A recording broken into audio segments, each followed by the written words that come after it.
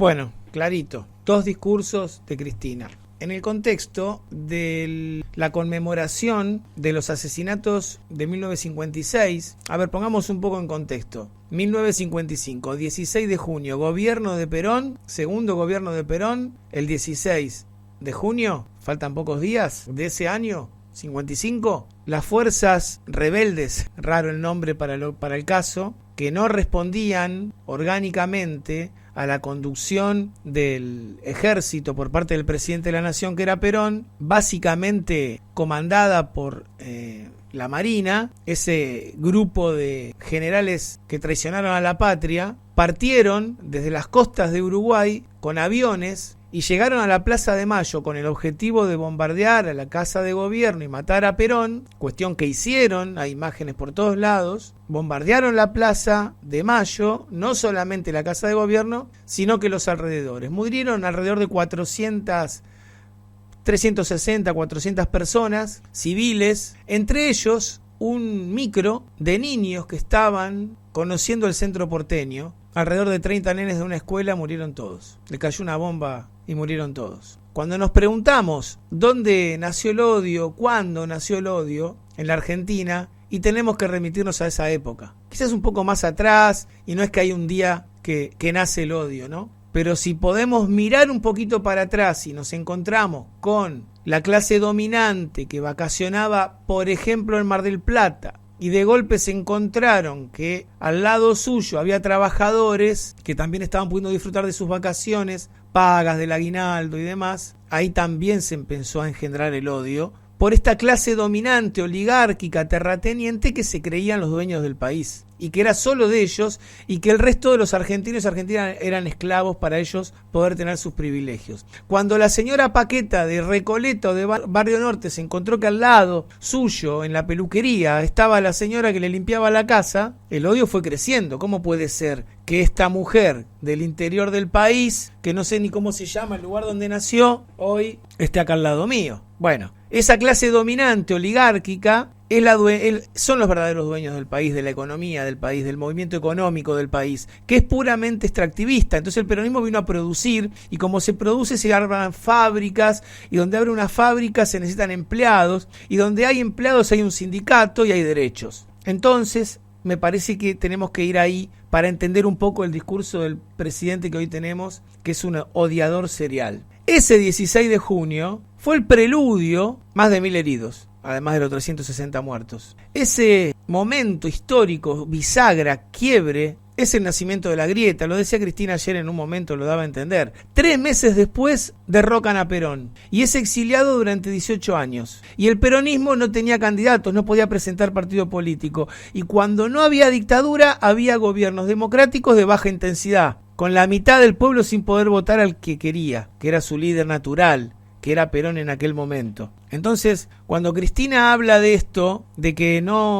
pretenden que no tengan un liderazgo o una organización política para cuando termine este fracaso del gobierno de Milei, que indefectiblemente va a ser así porque las políticas económicas son la misma de aquella dictadura del 55, la misma política económica de la dictadura del 76, la misma que llevó adelante el neoliberalismo de Menem, que traicionó la historia del peronismo, la que intentó Macri, aunque fue tan cobarde que ni se animó, siendo parte de la clase dominante, a profundizar, pero dio los primeros pasos para que hoy Milei pueda hacer todo esto que está haciendo, con Caputo de ministro de Economía, que se endeudó con Macri, y que andan caminando por la calle, decía Cristina. Caputo camina por la calle, es ministro de Economía. Macri estafó al correo, parques eólicos, nadie lo investiga y anda por ahí libre, paseando por el mundo cuando tiene ganas, porque es la clase dominante. Cristina en un momento dijo: yo soy hija de un colectivero y llegué a presidenta. Eso es lo que hay que defender en la Argentina,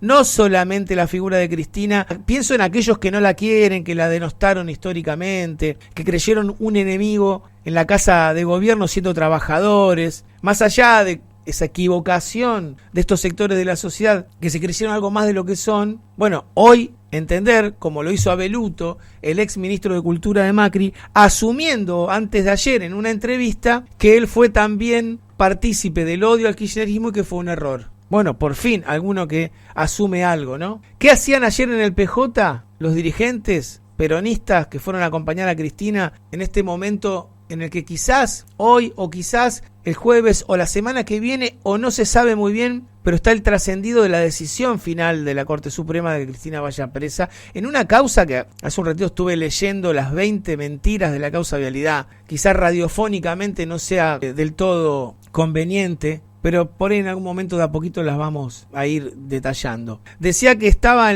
en el PJ Cristina con la dirigencia que la apoyaba para conmemorar lo que pasó el 9 de junio del año 56. Un año después del bombardeo, 9 meses de dictadura, el general Valle, que era leal a Perón, y un grupo de militares pretendieron derrocar a la dictadura, o sea, sacarse de encima una dictadura, llegar al poder y abrir de nuevo a la democracia. Tanto este grupo de militares como un grupo de militantes peronistas fueron fusilados en los baldíos de San Martín, en José León Suárez, donde ahora hay una escuela de natación, un natatorio público, una escuela de danza. Esto lo hizo el ministro Catopodis cuando era intendente. Y en ese lugar fusilaron a estas víctimas de la clase dominante, dirigentes y militantes políticos y militares, leales al peronismo, leales a la democracia. En esa conmemoración en el Partido Justicialista, Cristina viene a poner claridad sobre los motivos por los cuales ella caerá presa. Quizás hay una pequeña cosita que no comparto en su discurso cuando dice que si ella